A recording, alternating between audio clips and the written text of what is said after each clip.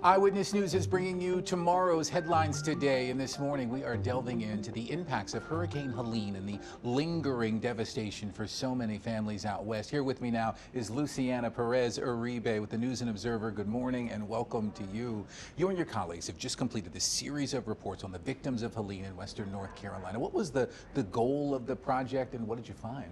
Yeah, so the goal of the project, which was done between reporters from the Charlotte Observer and the News and Observer, was to collect stories and memories about the 104 people who died due to Helene and just try to, keep their memory alive in a way and get those details about them out there. These people have been through the unimaginable. As a reporter, were there any challenges in trying to find information about those who died?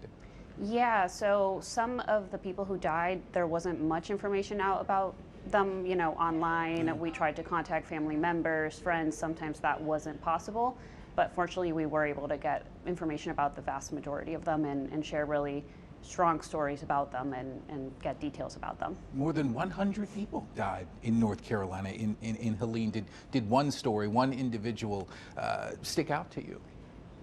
So many stories stick out, but I think more than an individual story, it was just little details that a lot of reporters pulled.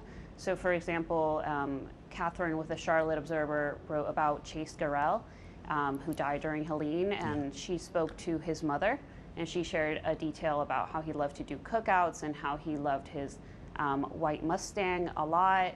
And she said a really strong quote about how his urn now has a Mustang symbol on it. So I think that just kind of symbolizes, it's a huge loss for these families, but they still remember these little details and, of course, big details that we'll, never get. We can't really encompass that, but yeah. It's a lot to wrap your mind around. Luciana, thank you so much. An important project as we remember those who died in the storm. Thank you so much for joining us. And you can read more on this report in the News and Observer, on the website, or in Sunday's paper.